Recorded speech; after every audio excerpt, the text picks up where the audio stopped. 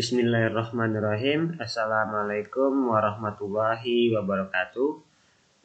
Kali ini saya akan menjelaskan dua hal, yaitu uji parametrik dan uji non-parametrik. Sebelum kita memahaminya, marilah kita mulai dengan berdoa. Berdoa mulai. Berdoa selesai. Dua hal ini akan coba saya jelaskan melalui video pembelajaran kali ini, dan tujuan akhir dari video ini nantinya yang pertama kita semua mampu membedakan antara uji parametrik dan uji non parametrik. Yang kedua, mampu menggunakan uji parametrik dan uji non parametrik ini untuk analisis data penelitian. Uji parametrik ataupun uji non-parametrik ini adalah uji statistik yang digunakan untuk menganalisis data penelitian, di mana analisis data penelitian ini dipergunakan untuk jenis penelitian kuantitatif. Dan kita lihat perbedaan-perbedaannya. Ya. Sekali lagi saya katakan uji parametrik dan uji non-parametrik ini dipergunakan untuk pengolahan data atau analisis data penelitian, yang mana data penelitian yang diolah ini biasanya data penelitian yang berjenis penelitian kuantitatif. Kita lihat statistik parametrik atau uji parametrik harus memenuhi dua hal. Yang pertama, harus berdistribusi normal. Yang kedua, jenis data, interval ataupun rasio. Nah, ketika dua hal ini terpenuhi, maka lakukanlah uji parametrik. Nah, bagaimana untuk mengetahui data berdistribusi normal? Lakukan uji normalitas, bisa menggunakan aplikasi SPSS atau juga mencari dengan cara manual.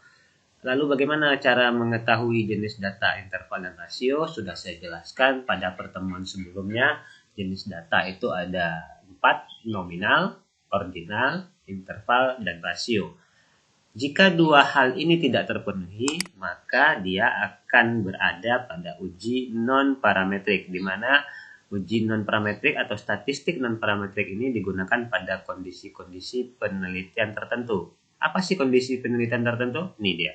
Tidak terdistribusi normal, skala data berbentuk ordinal, lalu jumlah sampel yang terlalu kecil, kurang dari 30, maka cenderung kepada uji non-parametrik. Saya contohkan, misal tadi kita cek data kita, ternyata setelah kita lakukan uji normalitas tidak normal, dan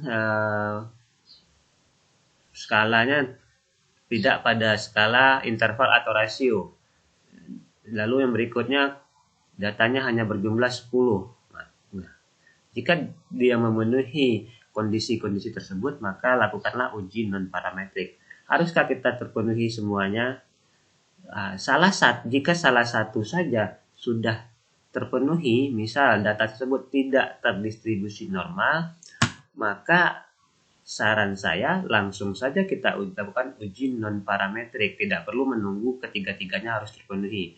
Jadi kalau sudah di sini tidak terdistribusi normal, maka yang ordinal kurang dari 30 nggak perlu lagi dicari karena dia sudah termasuk jenis non-parametrik. Kita lihat diagram berikut atau gambar berikut. Kita punya data yang kita kumpulkan di lapangan, lalu setelah kita kumpulkan, kita mengetahui distribusi populasinya. Jika jawabannya ya, lanjut ke bawah. Nah, distribusi populasi normal atau tadi data berbentuk normal atau terdistribusi normal.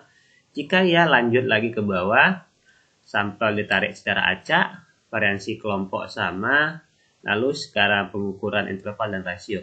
Jika semua hal mulai dari atas, dari distribusi populasi sampai kepada skala terpenuhi, maka dia dilakukan uji parametrik. Nah, jika di sini dia populasi diketahui, lalu di sini dia tidak, maka langsung saja uji non-parametrik. Tadi yang saya sampaikan, tidak perlu menunggu harus sampai ke bawah. Jika salah satu saja di atas sudah tidak, maka langsung non-parametrik. Nah, jika di sini tidak, maka langsung non-parametrik. Nah, itu dia cara membedakan penggunaan uji parametrik ataupun uji non-parametrik atau statistik parametrik dan statistik non-parametrik. Memang di dalam dunia penelitian atau analisis data, statistik non-parametrik jarang digunakan karena para peneliti kebanyakan meneliti data-data yang terdistribusi normal dan kondisi di sampel di lapangan juga lebih dari 30. Kita lihat jenis-jenis uji parametrik dan uji non-parametrik apa-apa saja. Berdasarkan tabel berikut, ini jenis penelitian komparatif ya. Komparatif ini mencari hubungan di mana jika dua kelompok sampel, ini sampelnya dua kelompok, variabelnya 2 ya, dia berpasangan atau independen, maka yang level nominal dan ordinal ini adalah uji non parametrik, di mana uji non parametrik di sini kalau dia datanya nominal kita sebut dengan McNemar, menggunakan rumus McNemar. Lalu kalau dia ordinal menggunakan rumus sign test, Wilcoxon, Metspire. Lalu kalau dia berjenis data interval atau rasio, maka ini jenis uji atau statistik parametrik. Nah, ini statistik parametrik. Kalau dia berpasangan maka uji T untuk sampel berpasangan. Lalu kalau dia independen, uji T untuk sampel independen. Ini rumus-rumusnya. Nah, kalau dia lebih dari 2, ya, variabel lebih dari 2, nominal Cochran-Key, ordinal Friedman two-way ANOVA. Nah, kalau dia pada level parametrik, one-way ANOVA, two-way ANOVA. Nah, ini level statistik parametrik dan ini level statistik non parametrik. Ini rumus-rumus statistiknya. Nanti bisa dicari rumus-rumus ini melalui buku-buku bacaan atau referensi-referensi tambahan lainnya. Nah, kita lihat kalau tadi komparatif. Nah, sekarang bagaimana dengan yang korelasi? Ya, korelasi ya. Tadi komparatif, yang ini korelasi. Kita lihat, pada level nominal dan ordinal ini adalah uji non-parametrik. Kita menggunakan koefisien kontingensi, rank Spearman, Kendall-Tau. Nah, ini untuk yang uji non-parametrik.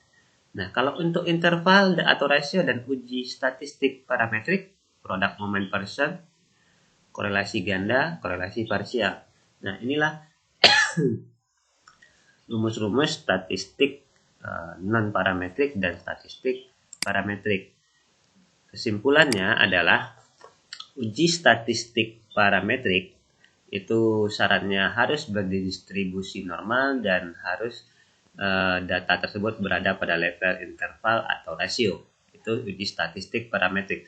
Sementara untuk uji statistik non-parametrik, jika data tidak terdistribusi normal, maka disarankan menggunakan uji non-parametrik. 1. Yang kedua, jika data berada pada level ordinal. Lalu yang ketiga, jika sampel yang digunakan kurang dari 30. Itu yang disebut dengan uji non-parametrik.